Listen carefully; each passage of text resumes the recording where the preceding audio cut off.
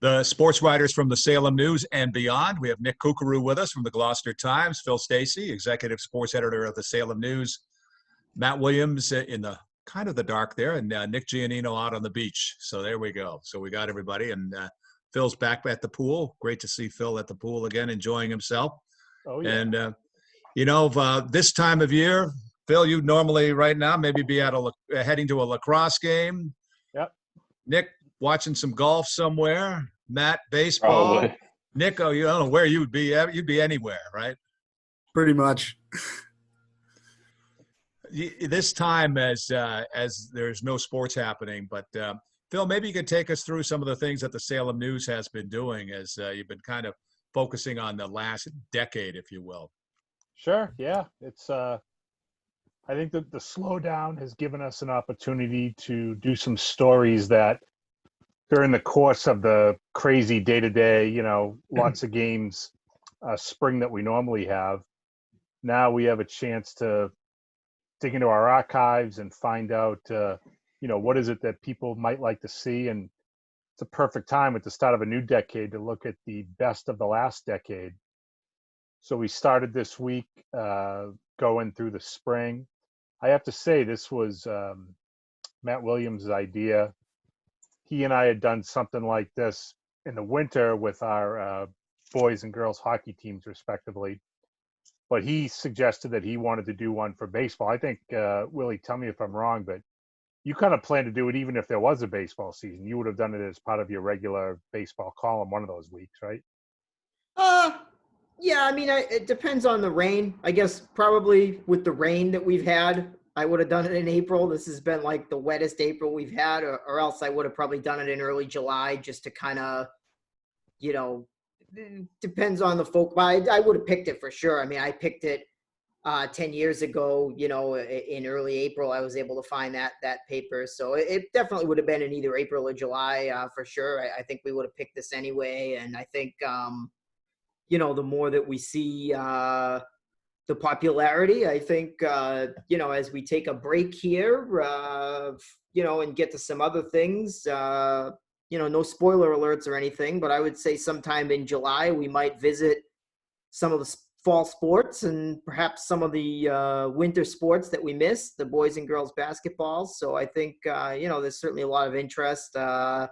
Nick Kukru kind of did his, in there too. I know our friends at the Boston Herald did their Eastern Mass basketball team recently. So I think, anytime year 20, 10, 20, 30, you can have some fun with it. So, I think it'll be good if we space them out because people will be able to really think about it and, digest them and enjoy them. I think if you, not to make this like a whole newspaper planning podcast, because that's kind of boring, but I think, we don't want to hit you fans with too many of these all at once. Like they say in wrestling, we want to leave you wanting more. So, check back for your footballs and your basketballs perhaps later on. That might be fun.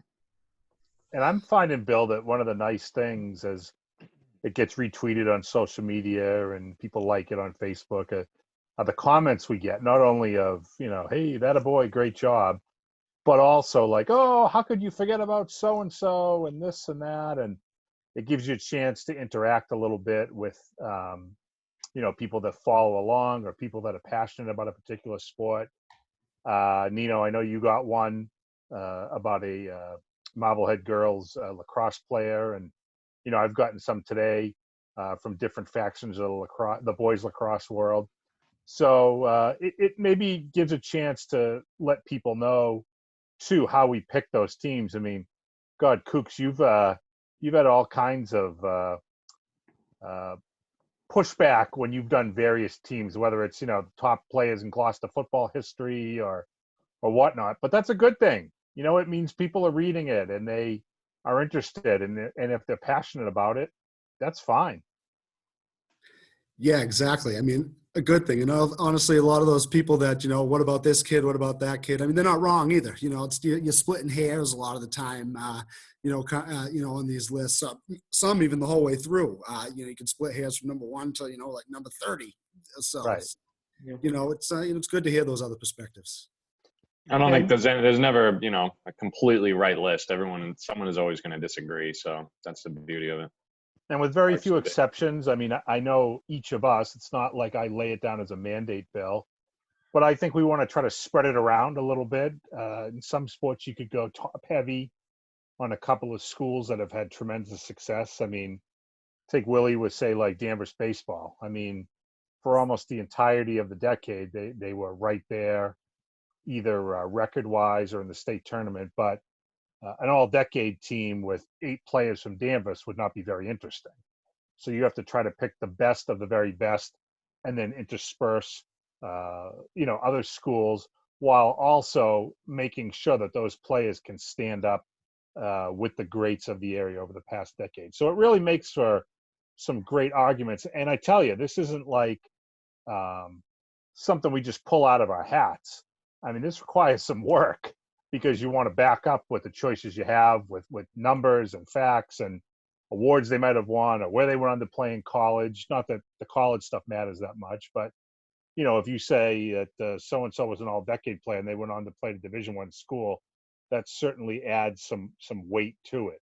I'm actually in the process. Nick Giannino and I are doing. We can say that for next week we're going to have softball. Matt Williams is going to have an all-decade softball team, and Nino and I are going to do the boys and girls tennis all-star teams from the past decade. And just going back and looking through some of our files and research that we have available to us, you realize, like, wow, this is not easy. There are a ton of great players out there. So it makes for a lot of work for us, but that's good because God knows staying busy in these times is a good thing, keeping your mind occupied, and B, just trying to make the most complete list and subsequent all-decade teams that we can does a service to our readers. So it's a great project for us to sink our teeth into. As good as these all-decade teams are, and you go back every 10 years, hopefully you're not covering the 1950s about 5 months from now, the 50s to the 60s. You know what I'm saying? That would not be a good thing for our country if we were doing that. No, we're not that desperate yet, But I yet, will no. say that with that in mind, it was perhaps a bit more difficult for me to choose this team this time. When I came in 2010 and picked the 2010s, the first 6-7 years of that, I was just a fan, right? I didn't know every single kid in the area, so I just the 2000s, right? Kind of based on reputation. And, having been on the beat the whole time from the 10 to the 20s, a lot more of these kids. So it's a lot of, you don't, you worry about ignoring some kids whereas in the 2000s team, I would ignore some kids and, we got a lot of complaints from Danvers with that particular team, which is funny because they're kind of, that was just kind of their way. They were a chirpy squad, 99, 2000. And, I didn't know those guys at all at that time because I was brand new to the area. And so I kind of like just shook them off, but this time having actually known all these people, you feel a little bit worse about it. There's a little human side to it, because you actually know everyone, you're not just picking nameless, faceless guys. Bill, I think you brought up a good idea. Maybe we can do best single wing offenses for football, come like August or so. Yeah, well, my point was hopefully this pandemic doesn't go on for too long. But when you research those things, do you stumble on a player or an athlete that you did not expect to uncover and put on the team or something along those lines? Or is there somebody that, you thought would be on, well, you can't say would be on it, but didn't get on it? I mean, tell me any interesting stories in putting those together? Well, just from my perspective, Willie's saying here he's been covering sports here for at least the past decade. So he knew all these players that were going to be on his team. He pretty much covered them all. For me, I didn't get here till 2016. So anyone before that time, from 2010 to about 2015, 2016, I hadn't heard of those players. I was in college at the time. I wasn't watching girls lacrosse, high school, North Shore sports. So it was interesting researching and going back and seeing all these players for the first time and saying, oh, this girl, she had 350 career points. Wow, that hasn't happened in a while, that kind of thing. So it was interesting going back and researching these players, learning about them for the first time, getting the coaches' perspectives. seeing some of the how some of the all-stars from, the first half of the decade stacked up to some of them from now. Because I covered a lot of really good girls lacrosse teams over the past few years, from Marblehead and Masconomet. Pingree had some great teams, Fenwick. So it was cool comparing them, almost two different parts of the decade, and one part that I had seen and one part that I hadn't.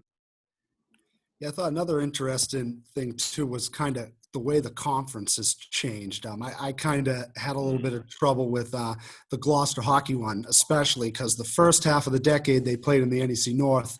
Then they went into the NEC South for 5 years, and their records in numbers really got inflated. And then they went back to the North this year. So it was tough to compare, how does, this 6-win team from the NEC North, a really good NEC North, stack up against this team that maybe won 11 games but did not play the same, caliber of opponents. That was tough to weigh. Absolutely. Go ahead, Phil. I was going to say, for me, and I think Willie alluded to this when he wrote his baseball piece, the best resource for us is going back to previous all-star teams and seeing who did what. Well, I think, was it 166 that you had, Willie, in the decade baseball players? I mean, that's a tough list to whittle down. Now, the way I did it, that's what I found to be most difficult. You get this, I had an initial list, I think it was 81 kids that I had written down, and all their accomplishments. So right off the bat, you can weed out maybe 30 of them. So you're down to 50. And then you got to start making some choices. And okay, I'll get it down to 35. And then, I hate to leave, this kid out from this team, but I got to do it. He just doesn't match up with these guys as great as he was. So for me, I was left with 30 kids for a 24-man team. So the last 6 cuts I found to be really agonizing. I left off a kid who had 295 career points, which is like top 12 all time in the area.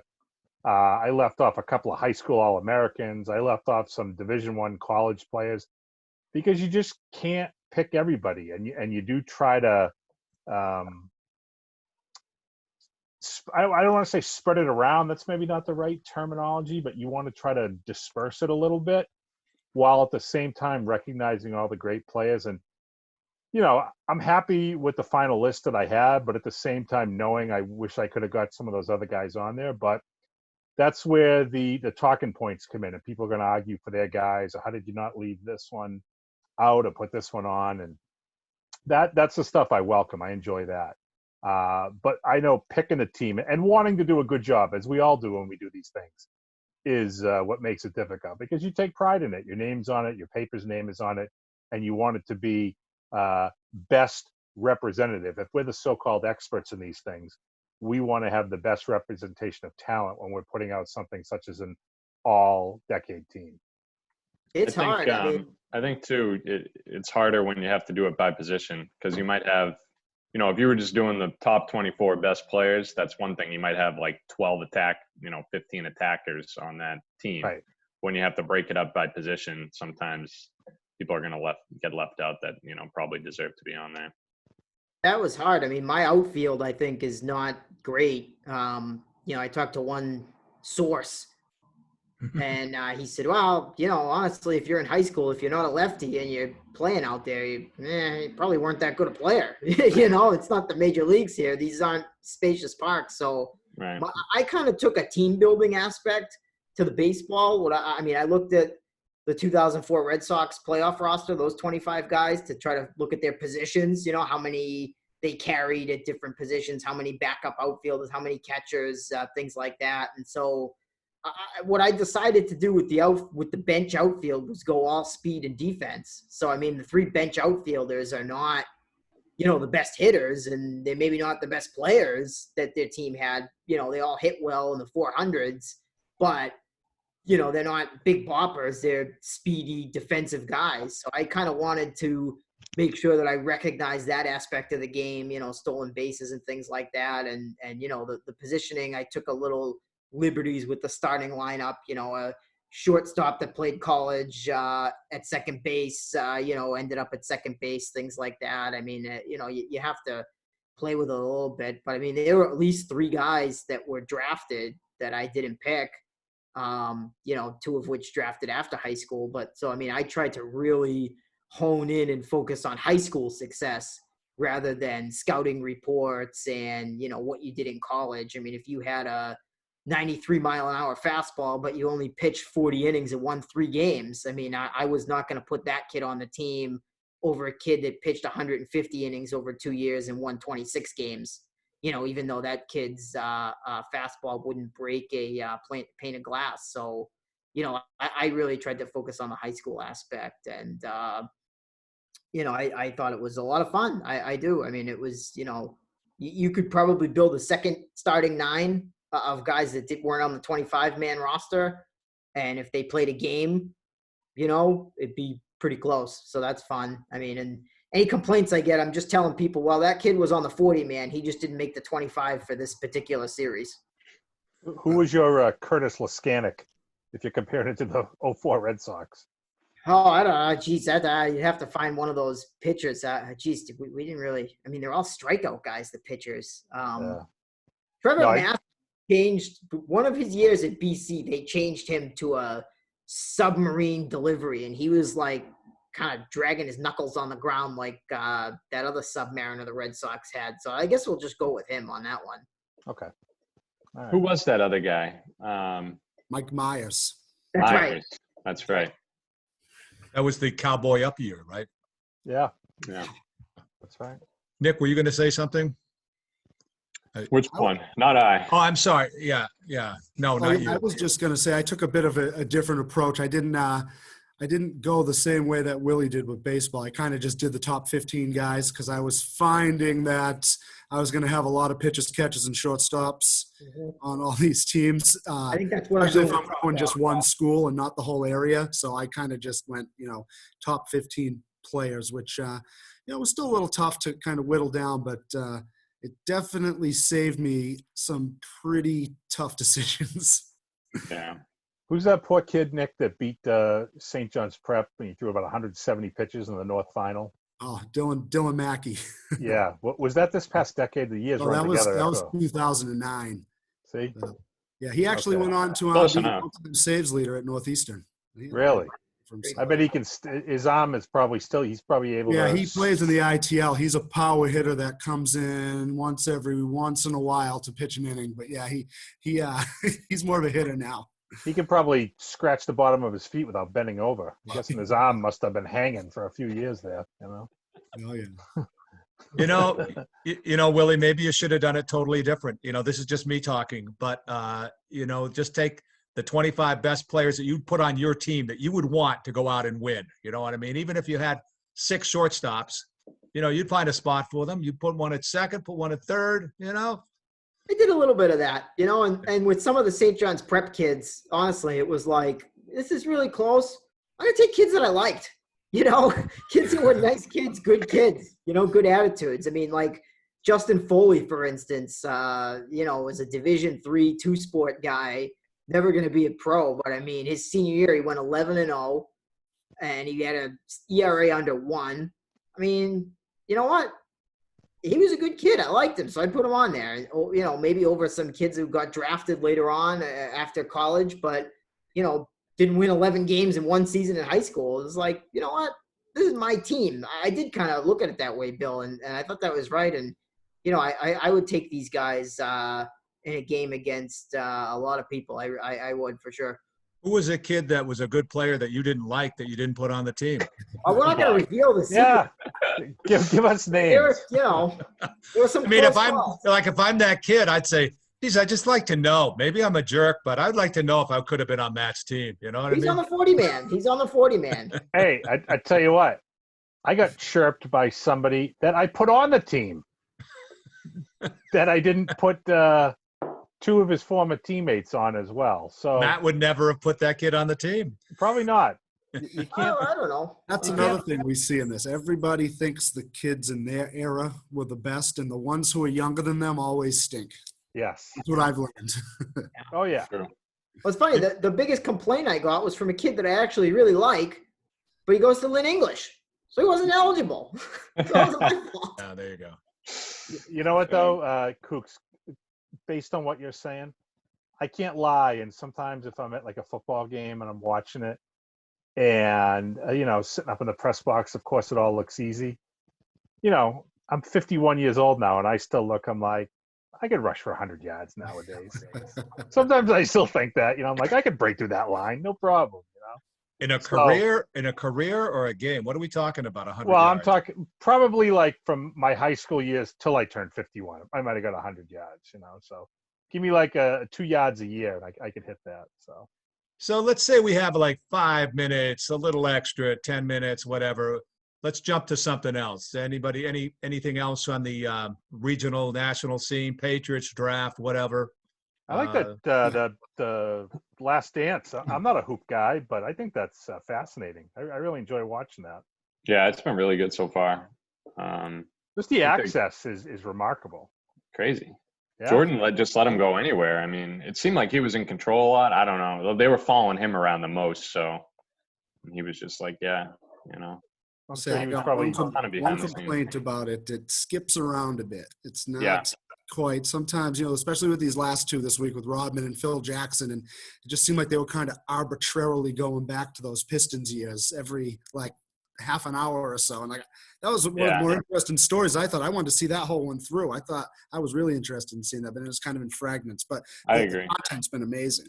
Yeah. And You if thought you it would saw they were gonna stop talking about that, and then they kept going back to it.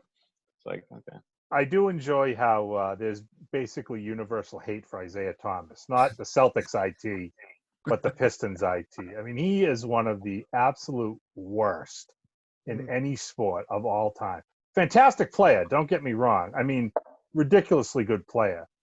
But as somebody who grew up watching basketball at that time, it literally drove me crazy when he would refer to himself in the same breath as Larry, Magic, and Michael. It's like, no, you're not. Shut up. You're not. You're excellent. But they are the three kings. You are a pauper. Get that through your head. You're not with those guys. And the fact that Jordan still holds these petty grudges against them, I love it. I think that's fantastic. I saw something, I think it was on Twitter. I don't know if he tweeted this out or he said it in an interview or something, but Isaiah Thomas said to this day, Jordan was the fourth best player that he played against. It's like, what are you talking about? Who's ahead of Jordan? Like, I guess Larry, Magic, and I don't know, who else? Hakeem, maybe? Probably Mitch Cupcat check. I don't know. Yeah, Mitch We'll Kupchak, yeah. play devil's advocate a bit here, but if Isaiah Thomas was 6'7" and not 6'1", would he be in the same breath as those three? Because I think he might. He was ridiculously good. Yeah. Yeah, and I don't know any other point guards that have been the guy on multiple championship teams. Steph Curry now, even though Durant took over for him. Oh no, hey, he's your player of the decade, the '80s, as a point guard, no doubt about it. He was a great player. He was a great player. But you're talking about three of probably the 7 or 8 best basketball players of all time. He's not in that group. Right. Yeah. He's just not in that group. Yeah, I agree. And he wasn't likable, which I think hurt him. The other three guys were all likable. Did anybody outside of Detroit like Isaiah or any of those Pistons? New York Knicks fans. Yeah. CBA fans, right? Killed that league before he killed the Knicks, I guess. But I don't know. I just find the whole thing really interesting. I kind of like that it jumps around a little bit personally because, I've never seen that footage they showed of Phil Jackson like playing for the Knicks in the 70s. Yeah, that was cool. I thought that was kind of interesting. And, of course, I remember a lot of the 80s stuff that they were showing. So, Rodman Unfiltered. I mean, Rodman's a clown, but it was kind of funny in that context. And, even guys like B.J. Armstrong or who was it, Bill Wennington that get interviewed, guys like that. It's cool to see their perspective and how they literally knew like they were the minions just kowtowing to Jordan, and they don't even like hide it. It's just like, yeah, it was his show. We just were kind of along for the ride. I really like the stuff where they dove into the triangle offense with Phil. And, Jordan kept trying to attack and they would be there, but John Paxson was open. So he just kept hitting Paxson and Paxson started drilling shots. And that won him. Was that in the finals or a playoff series? I can't remember now. The final that they won the finals, right? The first title, one. right? Yeah. And Paxson hit all those clutch shots in the final game, and Jordan finally realized, like, okay, my teammate, I can trust my teammates. But of course, he's like, well, he had to hit that first one. Yeah, So exactly. if he rimmed out the first shot, then he wouldn't have done it. I Yeah, mean, the circle of trust. yeah. I mean, Jordan's kind of he's phenomenal, obviously. But, to hear some of those things that he says, I mean, he really talks down to his teammates when he's like, Pippen went out, so I had to tell Rodman, like, it's you and me. It's like, what about the other 10 guys, I mean, Oh, yeah. I mean, heaven forbid that, LeBron James said half the things that Jordan says. All the haters would be, all over him. But, different time, and we lionized that in the 90s, right? So it's cool. Yeah. Oh, yeah. Have you watched it, Bill? I haven't. I recorded it, and I haven't had time to watch it. But are there 4 episodes done, or more than 4? Well, at least on ESPN, there's the 4. episodes. Yeah. Yeah. 4 so far, I think I have. I think I have the 4. I just got to go back and watch it. See, I have to compete for the TV with my wife at times, and we have the one TV, and so. But I'll get it. I will get it because I've heard such great things about the program. It sounds good. So make sure if you record it, you get it on ESPN and not ESPN2 because it's edited on ESPN2. Really? Yeah, that was weird, unless too. you want it like that, but I accidentally recorded it on ESPN2 one of the times for one of the episodes and took away from some of the genuineness of it. You like the cussing? Yeah, or sometimes you can't even tell what they're saying because they just bleep out the whole sentence, and it's like, oh, well, what the heck did he say there? I guess he was mad. Well, man, our time is just about up. Any other closing thoughts from anybody from up in Gloucester to Peabody to Rockport, wherever we are? Little League, you want to touch on Little League at all? Well, I just we only have like 2 minutes left, but I noticed the story was that I heard is the Little League World Series is off, but locally they haven't really postponed it yet. So that's still right. They could still be playing, right? Yeah, they're hoping to start anything. mid-July. July 12 to 15 is the hope, but obviously it's going to be different in every state, and they're going to do what they're told by the health officials in each town. So, fingers crossed. Yep. Well, there they are, the sports writers from not just the Salem News, but also Nick Kukero from the Gloucester Times. And so you got Phil, Nick, Matt, and, of course, Nick Kukero for the Gloucester Times. I'm Bill Newell with MSO News Sports. Thanks for joining us this week on the sports writers from the Salem News.